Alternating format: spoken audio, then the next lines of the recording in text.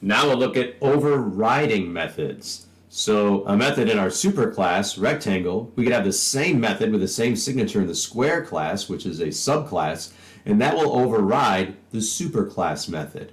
So let's go to our rectangle class, and we'll make a message talking about just how special rectangles are.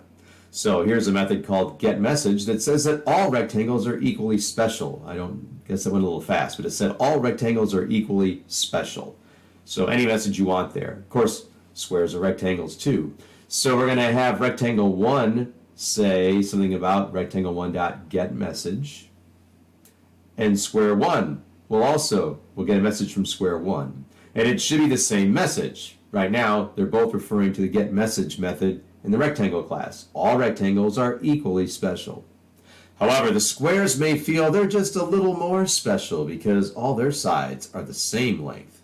So they might want to have their own method talking about how very special they are. So now we have a get message in the square method, returning that squares are more awesome than non-square rectangles. And notice I put an @override in the Java doc. That's a nice idea to put that there to indicate that we were overriding the method from the superclass. So now we go back and run our application, and the squares have a different message. They are more awesome than non-square rectangles because the getMessage method in the subclass overrides the one in the superclass. They have the same signature, so it's the exact same method call, but the subclass wins on an override.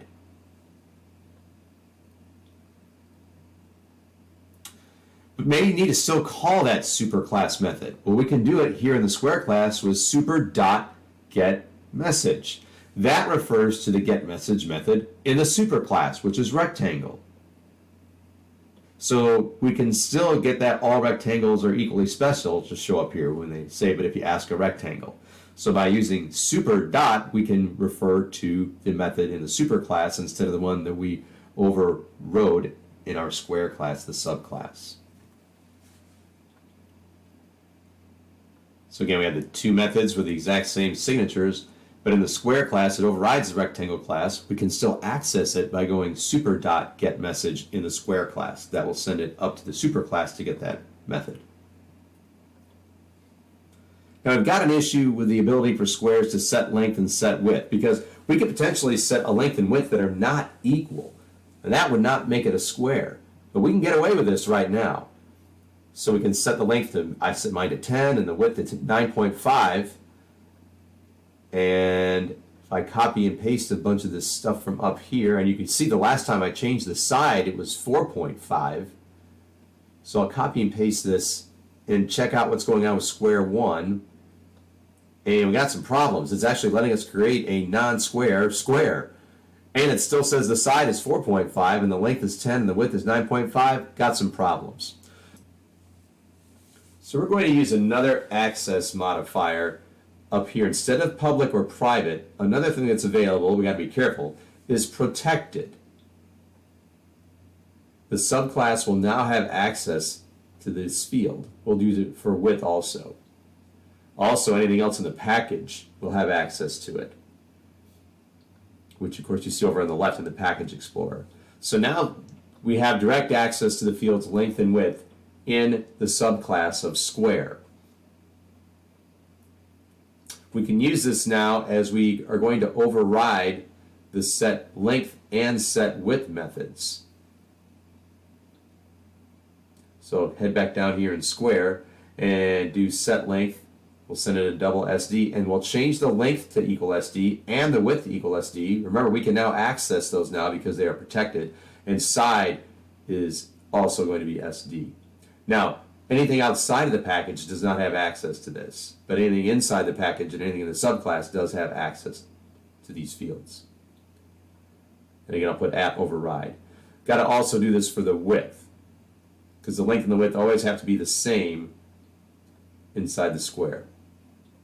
So I'm going to copy and paste this and change pretty much everything that has length to width.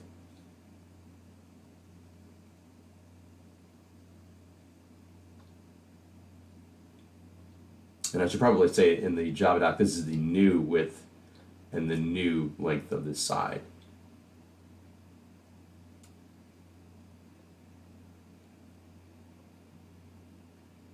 And again, because we use protected, the subclass now has access, direct access to those fields. So now if I set the length to 10, let's see if it keeps it a square where everything is 10. And we got it. Good for the perimeter and the area, the length, width, and side length are all 10. Well, let's double check it on set width. And that's okay as well. We like to keep things as private as possible. Sometimes we do have to use protected, but it is a little dangerous because you're getting a little more access. Here's a very handy chart about what's going on. When we declare things as public, everything in the class, the package, and the subclass, and outside has access to it. When it's private, only inside the class do you have access to it. Nothing in the package, the subclass, or outside has access. Protected, you see that the class, the package, and the subclasses have access, but not anything outside of the package. And default means no modifier, which means if you didn't put anything there, the class and the package have access to it. Often that's because we just plain forgot to put something there. We really should use one of those three access modifiers in front every time.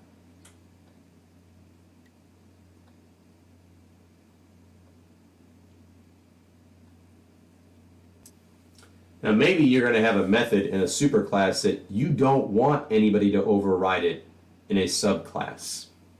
Let's check out a way we can make that happen.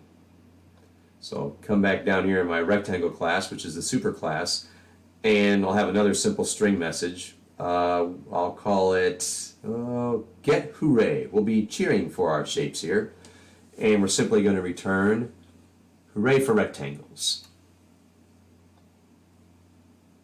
Of course, remember, all squares are in fact rectangles as well. And if I don't want the squares to screw around with this, I'll put final in front of string. And that means this method cannot be overridden in the subclass. So first let's check it out. Let's hear from the shapes. Let's see what both the rectangle and the square have to say when we run the get hooray method. I'm going to copy this and then just make some changes to it. So they're going to cheer, and they'll cheer using the get hooray method.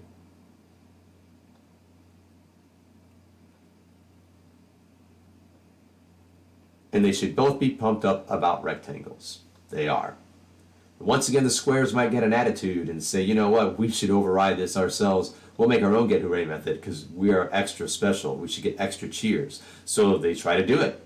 Public string get hooray and not allowed. You'll see the message. You cannot override a final method from a superclass. So if you don't want a method overridden in a subclass, use final in the superclass to prevent that from happening. We'll just have to take that out because we can't do it.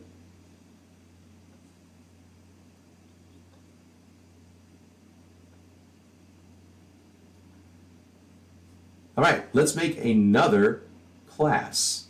I'm going to call this class Cartoon Square, and it's going to extend square. So here it is, Cartoon Square. I don't need a main method because it's going to be a blueprint for all cartoon squares. It's going to extend, or extends, square. And of course, square extends rectangle. I'm just going to make one field here to show what's going on. I'll call it name. That'll be the name of the cartoon square. And then I'll make some constructors. Now remember, we do have no argument constructors for both squares and rectangles. So if I don't use super to call a constructor inside cartoon square, it will automatically go to the no argument constructor for the square, which you may recall also goes to the no argument constructor from the rectangle. Those have to exist if you want to pull that off. So I'll just simply make name equal null. And the first thing will happen is the no argument constructor from square will be activated inside that constructor, and then name will equal null. Well, maybe I do know the name of the cartoon square, so here's a constructor where I know this, the name. Sorry I'm not putting all the Java doc in. I'm trying to make sure this video all fits in the time allotted. So I'll make name equal n, and then I'll have another one where I know the name and the length of the side. So I'll go string n and double sd. And now I will call one of those constructors from the square class. I'll do super, and I'll send it sd. Remember, when you need to call a constructor in your, we need to call a super constructor that has to be the first line in your constructor. But the default constructor from square was okay on the other ones. But you see there, I'm calling the constructor that takes a double. And we'll just need a couple methods here. Just the set the name and get the name methods will be good. First, I'm taking care of set name.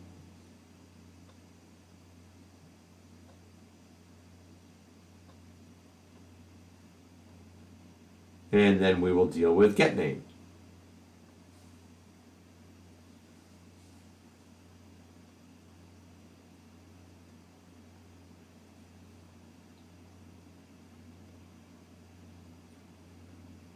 All right.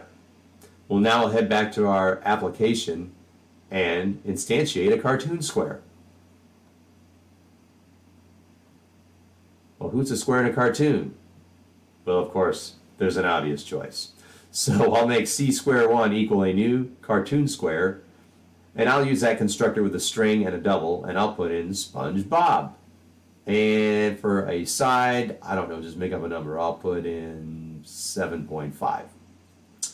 And then we'll check out what's going on. So I'll say the area of c square 1 dot get name. That's a method inside that cartoon square object. Is, well, then I can use the get area, which is actually way up in the rectangle class, but all squares are rectangles and all cartoon squares are squares, so they all have access to the get area method.